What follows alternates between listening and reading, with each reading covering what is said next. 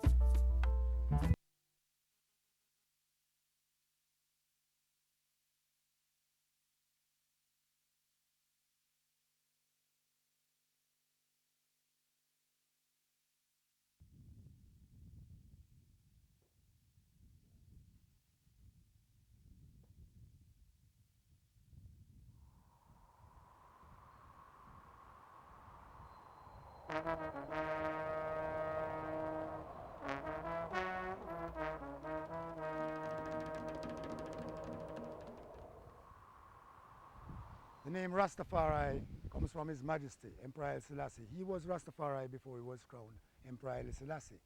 Emperor Haile Selassie is his coronation name. We who saw him as a biblical fulfillment became known as Rastafarians. We are his sons and he is Rastafari and we are Rastafarians. Selassie! Jah Rastafari! My Lord. By thee shall all barriers be broken. In Jamaica, we always worship a white Christ and a white king and a white queen. They didn't learn us anything of a black king. So when I saw a photograph of a black king in the front page of the Daily Gleaner, I said to my father, I never know we have a black king. He said, yes, man. I said, how you know? He said, it was crowned 1930 in Ethiopia.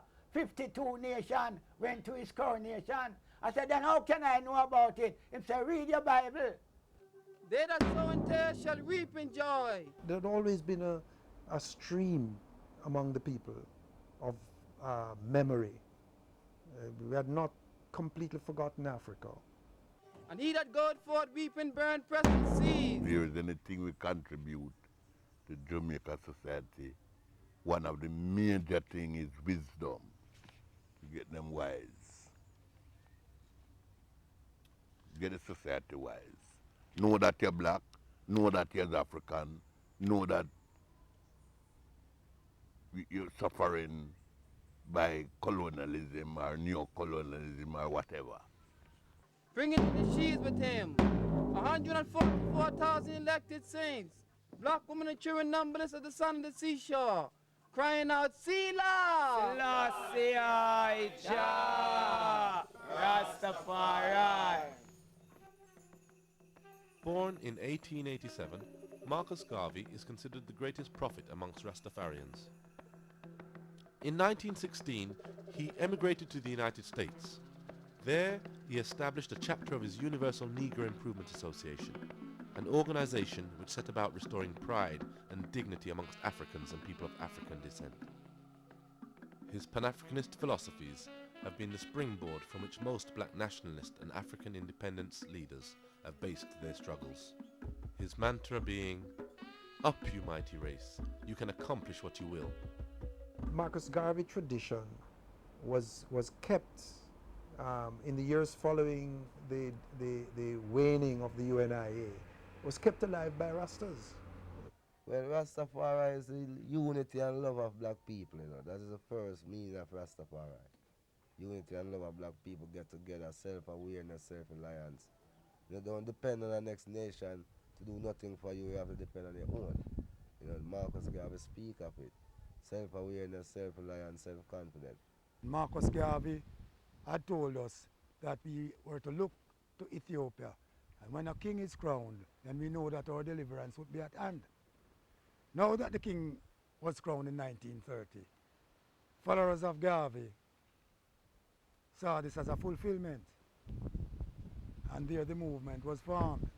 Marcus Garvey didn't actually in any speech prophesy about the rise of an African king, but he did write a play, performed the play, entitled The Crowning of the King and Queen of Africa.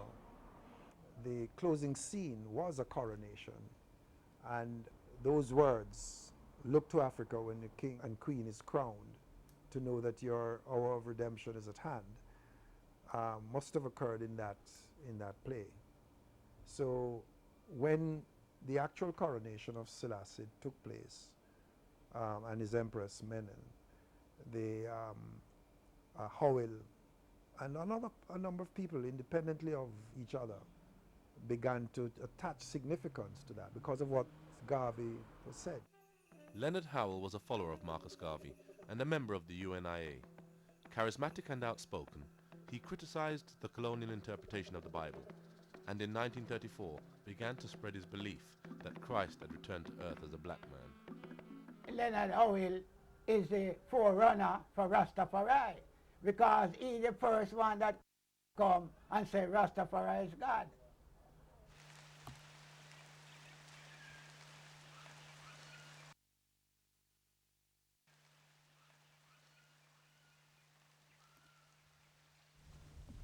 This is the site of the Great House where Leonard Howell once lived. He had purchased this property in 1934, 300 acres. And the inhabitants there were all Rastafarians, about 1,800 of them. And this is the top. Overlooking 2 or 3 parishes in Jamaica. You have Clarendon, St. Catherine, and you can see as far as Kingston. So this view covers 3 parishes of the 14 parishes in Jamaica. A very beautiful scenery.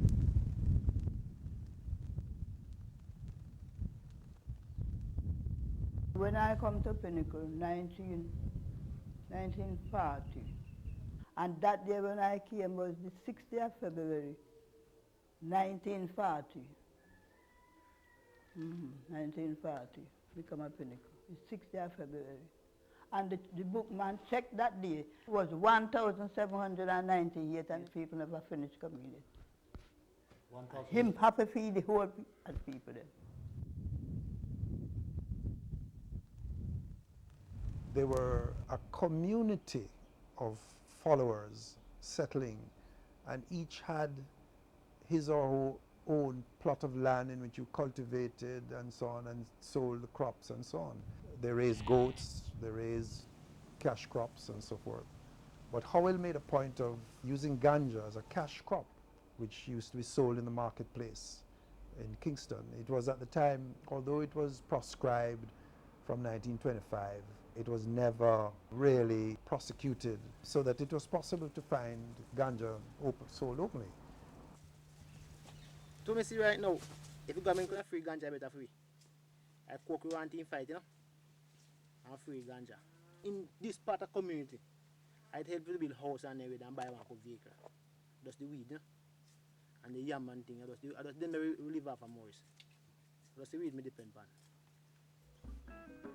Howell amassed a considerable fortune from ganja, and the Rastas became inextricably linked with its cultivation.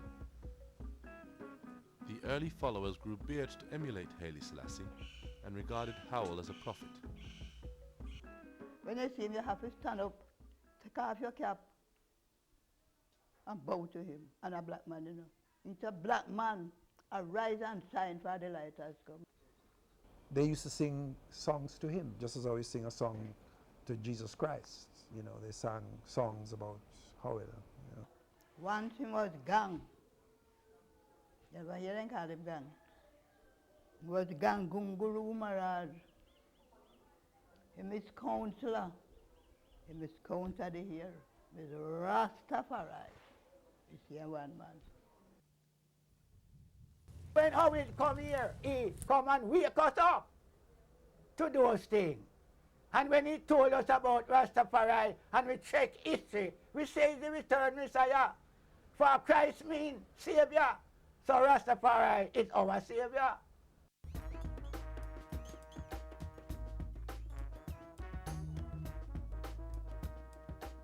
Rastas used to be stoned on the streets. Um, they were considered, derelicts and outcasts and so forth at one time, and madmen, mad. The imperial government didn't want you to say Rastafari is God or to show the people the truth. Because they may show you a false God and you are show the right God. So he oppress you and persecute you for it. You understand? Him say that you is madman. He never seen Tabas. Them come all up there. Then do all kind of things to him that is wicked. And have a house up there when rent, 7-room furnished.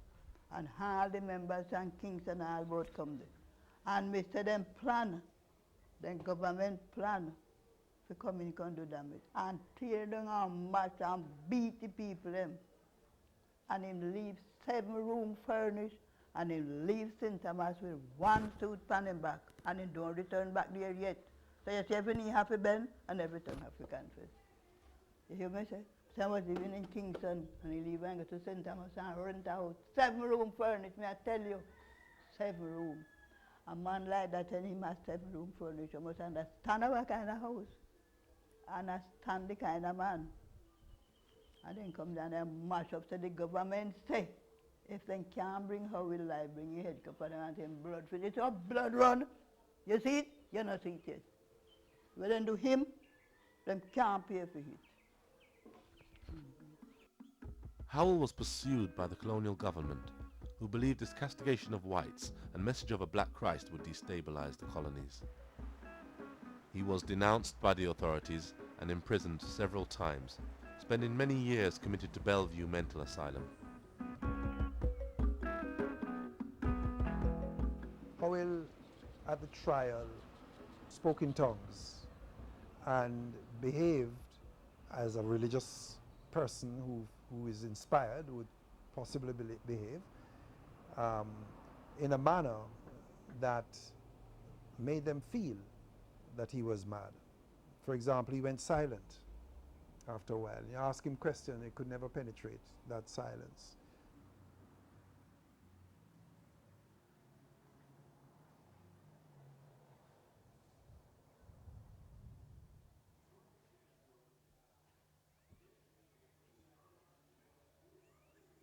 If it's not a man like you, you know, still a man.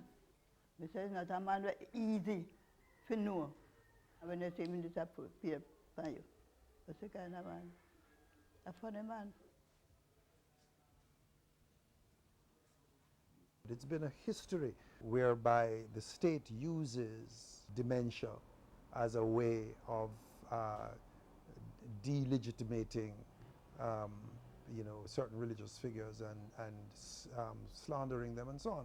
The fact is that if you believe in a God, that's madness, because you can't touch and feel God. So there's a touch of madness in everybody, for that matter. And it's only a matter of society's definitions and measures that you can say somebody is completely mad. Rastafari.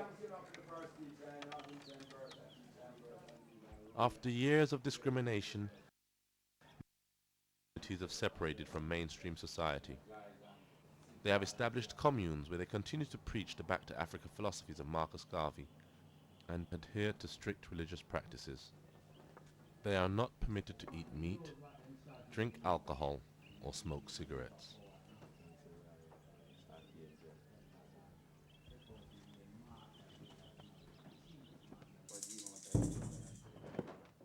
Chap Mussolini bomb to the Lord of our God. King Emmanuel is 7. Adonai God.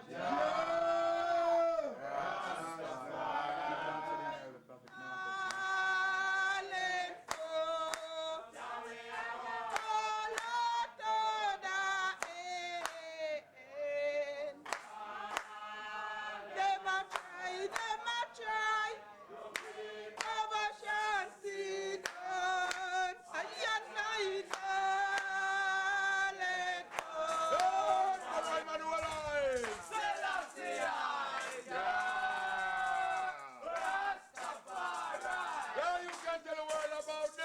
can't tell the nation about this. Tell them the comfort of the blood Christ has come with the joy of salvation to heart and soul. Rastafari. Give thanks for the God in three person, blessed Trinity, prophet, priest, and king. Give thanks for the royal prophet who come in the darker days and say, up your mighty race, you can accomplish what you will. Read for the stars of equality and justice. Equality and justice stand for one. Equality and justice stand for all. Those and they that love Satan kingdom will have to fall, said our Father. Marcus I.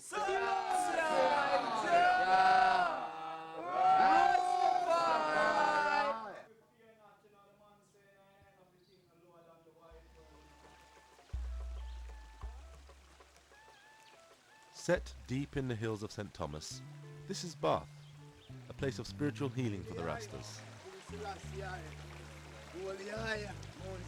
They believe that a slave was once beaten by his master and visited these hot springs, where the wounds to his back were miraculously healed. The waters are said to possess great healing powers.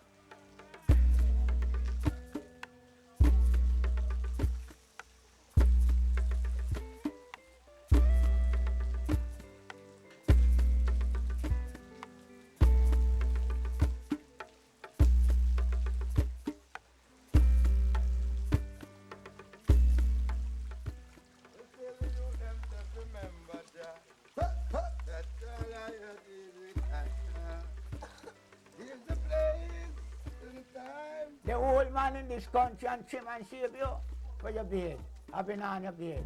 If you go to get a work and have on your beard, they tell you must go and trim and come back.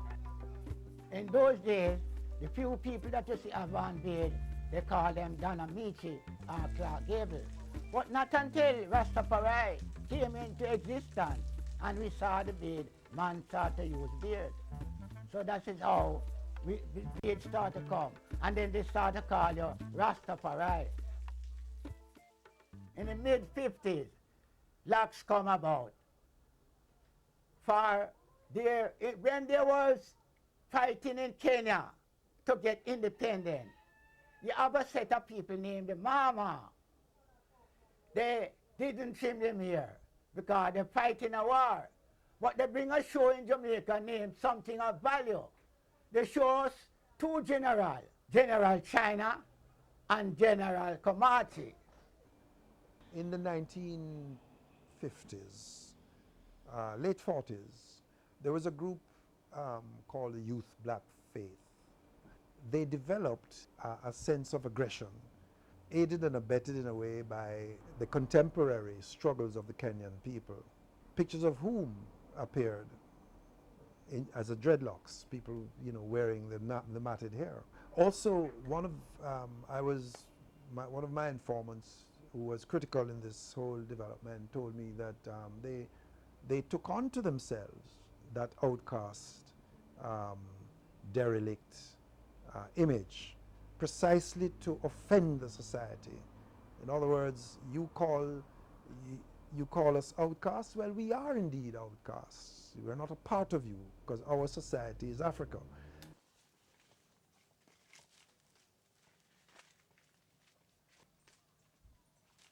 We become extremists. We extreme. My parents didn't like it in the first. Some of my parents call me troublemaker. Making trouble, you want police come and want police come do with this and want police come do with that. But we don't care. It is a dreadlocks more than anything else that signals a transformation. It's that part of you which you can easily change. You can change your self-concepts, you can change your religions, you can change your identity and so on. Nobody would know that. But once you wear that locks, you signal that kind of change. To be wearing visibly hair that is considered bad, hard to manage, and which is a mark of an inferior person then, and appropriating that and glorying in that. dreadlocks gradually became a visible symbol of militancy, and in 1960 the movement captured international headlines when Reverend Claudius Henry, a Rasta initiate, and 38 of his followers were arrested in an alleged plot to overthrow the government. A letter addressed to Castro was found, urging him to invade Jamaica and promising assistance from the group. Fearing an invasion from Cuba, the colonial government instituted naval patrols and went as far as requesting assistance from the United States. A man by the name of Reverend Henry was in America, and he come to Jamaica and start to preach Rasta doctrine. He was training some youth with some gun.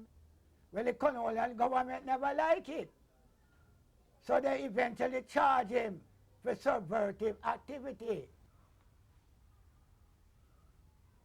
Claudius Henry didn't come as no savior to save the Rasta. Him come no pretending say him is member of the Ethiopian World Federation. And him farm a thing named 70 Manuel Brethren and take out member of the Ethiopian World Federation to join it. They want to overthrow the government, but they might involve Rasta, say Rasta, Rasta don't know politics. And then his son, Reverend Henry, and 6 more other brethren come from America with gun. Said them come to take out them father out of prison.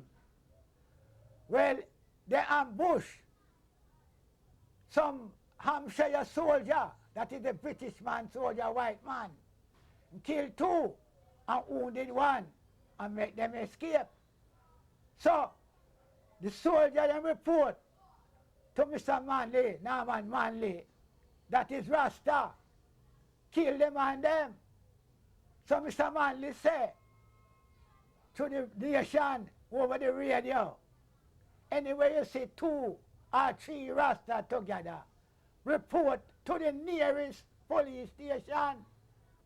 Well, Brother Plano with me and Sam Brown write Sarata Lewis at the University of the West Indies. Tell him to come and investigate the Rasta movement to prove that the movement is not subversive. So Sarata Lewis sent Rex Neckleford, Ajay, and Smith come and investigate the movement. After they find out the truth of Rasta, they write a book showing that Rastafari are non-subversive. We are Christian. We say Rastafari is God, and we want to go back to Africa. So they recommend Mr. Manley to receive a 10-man delegation from the Rasta movement to send to Africa. We went to Ethiopia, Nigeria, Ghana, Liberia, and Sierra Leone. In Nigeria, Dr. Para told us that he's glad to see that we forgive them, that we want to come back to Nigeria, knowing that they strong that tribe, did sold some of our foreparents into slavery. And land is there for us. He wants us to come. In Ethiopia, the emperor said, people of the West that is of African descent, as long as you're black and is of African descent, we are entitled to come. The land is there for them. The mission to Africa and the subsequent report by the University of the West Indies on the activities of the Rastafarians allayed some of the government's fears. However, worse was yet to come for the Rastas. In 1963, there was an incident take place in Carroll Garden, Mobile, with the Rastaman and the people. It was said that 6 Rastaman killed a man and burned down a gas station. The police force come in and kill 3 of the Rastaman, lock up 2, and one was at large. And they take 300 Rastaman in jail, put them in jail. And Sir Alexander Bustamante says, if the jail cannot hold them, throw them on Bourgill. Bourgill is a cemetery in Mobile. So that means is to kill them. Then start gather Rastaman, then start gather any man we have on bed. The Prime Minister said they must bring us in dead or alive. Anywhere the Rastaman there, the policeman go for him, you know. From St. James to St. Elizabeth, straight on to St. Anne's. Every jail packed with Rastaman. Because remember them say carry them in dead or alive, so whole heap dead out there too. The leader of the country say carrying Rasta dead or alive. So then go all down and take grass back to him railway lane down at the slaughterhouse, yes. When they kill Melbourne out there. Yes. See them that time? Rasta shave off their head clean. And me know them, they went jagger and hang down, because me tell you, see a long time me know Rasta. They used to cut Rastafarians' locks for nothing at all. So Rastafarians had to go down the gullies sometime in order to transport himself from point A to point B. If you walk on the streets, people would terrorize you also and call for the policeman and say, there goes a black heart man. And the police would come down on you for nothing at all. My opinion say the government right. You ask me a question, me give you an answer. The constant persecution of the Rastas elevated the movement's status amongst the people, who were becoming despondent with the government. It happened that the young people caught the vision of Rastafari, and they did at the time because there were a lot of answers, the questions that the society couldn't answer. The slow movement of an economy, the independence, but you don't feel the independence. Independence was in '62, but from what were we independent, you know, and you couldn't feel anything. And the Rastas began to articulate, not began, but they had been articulating this. In 1966, Emperor Haile Selassie visited Jamaica. This gave the Rastafarians much needed credibility, and for the first time, Rastas were rubbing shoulders with the middle classes and ruling elite. Galvanized by the Rastas' enthusiasm for the emperor, the public gathered to see the man the Rastas revered as God. Emperor Haile Selassie's visit was amazing in that he was the only official or head of state to come to Jamaica and had such a large gathering. People went over the stairs, came downstairs and was around the foot of the plane, smoking herbs, you know, lighting up pipe. Police ran all over the place, soldiers. Protocol was completely broken down. It was thousands of people came to the airport in that day. Emperor Haile Selassie had to call for Mortimer Planner to take him from the plane steps because of the large crowd that gathered around the steps. The officials